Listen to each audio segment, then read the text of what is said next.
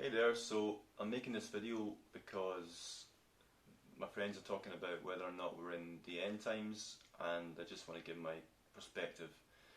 So, the first thing to say is that even if someone believes that the end times are 100 years away or 1,000 years away, that it could always be cut short at any point by God for whatever reason, so we don't really know when the end times is going to come.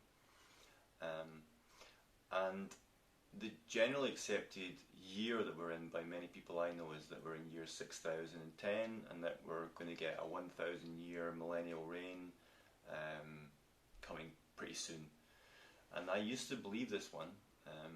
I'm a King James person. I think the King James is great, and I used to believe this version of what I thought was going to play out. So I don't believe that anymore, and the reason I don't is because I researched this chronology in the King James versus the chronology in the Septuagint, and there's quite a lot of missing years in the King James, which one might attribute to a guy called Kiba in the 2nd century who corrupted the timeline of the Masoretic text, which then led to a corruption of the King James source texts. And the Septuagint, which was commissioned by Alexander 1800 years before the King James was written, not written, scribed, was not corrupted by these same forces. So I prefer to adhere to the Septuagint timeline, and the Septuagint timeline says that there's 5,500 years between the fall of Adam and the birth of Jesus, and that we're in year 7,500 now. So if you take this 5,500 years between the fall of Adam and the birth of Jesus, then you have to look at the 10 weeks of Enoch in another way. And people might say, oh well, Enoch isn't in the Bible. I believe that it's the one book out of all the Apocrypha or Pseudepigrapha or all these books that should be in the Bible, and it was taken out exactly to mask this prophecy of 5,500 years and the 10 weeks of Enoch, and amongst other things as well, like giants and the nature of the earth that we live on, etc.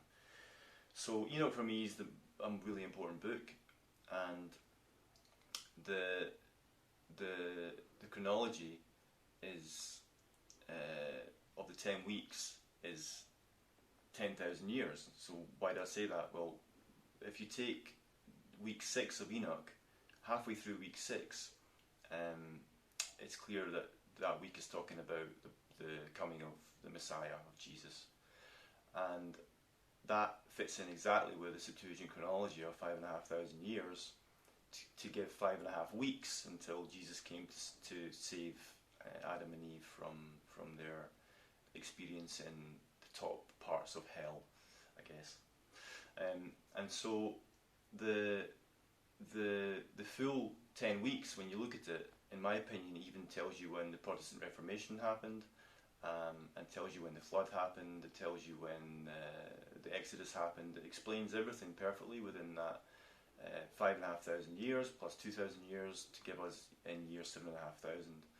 And when you look at the time that Enoch's weeks are talking about the end times, you arrive at a figure of around about 8,700 to 8,850 for the start of the end times, giving a 1 week millennial reign of 1,000 years.